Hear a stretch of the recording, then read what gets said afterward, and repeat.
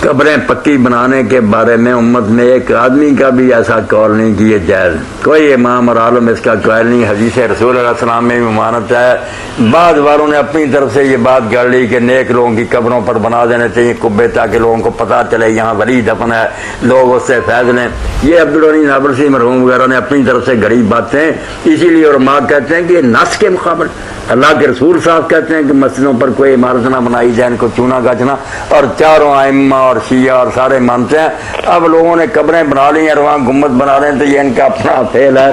دین اس کا حامی نہیں، دین کے یہ بالکل خلاف۔ دو سوال اسی کے متعلقہ اور ہیں کہ ایک محرم الحرام کے موقع پر ہمارے یہ بن چکا ہے ایک رواج کہ قبروں پہ لیپ ہوتی ہے یا قبروں پہ مٹی ڈالتے ہیں، وہ بھی صحیح ہے؟ اور دوسرا جو قبرستان کی بیک سائڈ پہ یعنی کہ جس طرف میت کا سر ہوتا ہے اس طرف اینٹوں وغیرہ کی جو ایک بنا دیتے ہیں، سیل لگا دیتے ہیں اور یعنی کہ نشانی رکھ دیتے ہیں، نام وغیرہ لکھ کے وفات وغیرہ یہ وہ اور تیسرا جو میت کے اوپر بوری نہ جائے کہ سوال ہوتا رہے پہلے کی طرح تو قصہ ختم ہوتا جائے، تیسرا تو آپ کے سوال شاید ہمیں یاد نہیں ہے۔ پہلے اس کا بتا دیں جو محرم کے موقع پر محرم کے موقع پر جو یہ کام کرتے ہیں نا، مٹی وغیرہ ڈالتے ہیں یا لیپ کرتے،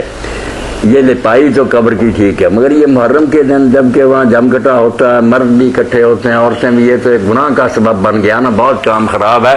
آگے پیچھے جا کر کوئی سمجھتا ہے کہ مجھے قبر پر کوئی مٹی ڈالنی چاہیے یا اس کی لپائی تطیین اور گارے سے لپنا اس کو، یا کینکر وغیرہ وہاں ڈال دے کہ قبر جو ہے نا محفوظ رہے، یہ چیزیں ٹھیک ہے، ان میں کوئی حرج نہیں۔ تو محمد اس میں جو محفوظ رہنے کی قبر کا جو ہم یعنی کہ میرے علم میں تھوڑی سی یہ چیز ہے کہ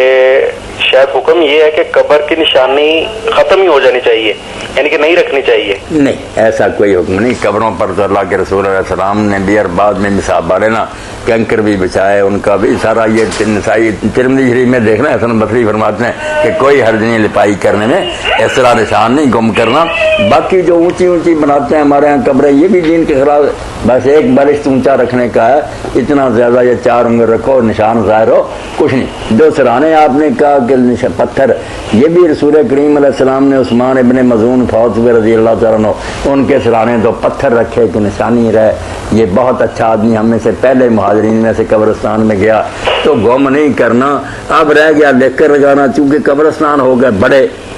اس لیے پتہ نہیں چلتا کہ ہمارے بزرگوں کی قبر کہاں۔ تو پھر ابن حزم رحمۃ اللہ علیہ کی بات غلط نہیں کہ آیتیں وغیرہ نہ لمبی چوڑی لکھو، صرف اس کا نام لکھ کر اس کے اوپر لگا دو۔ جو حدیث میں آتا ہے کہ این یکتب لکھنے سے منع کیا، یہ روایت بھی صحیح نہیں، ابن جراج مدلس ہے، اس کے علاوہ کسی نے نہیں بیان کیا، پختہ نہیں بنا۔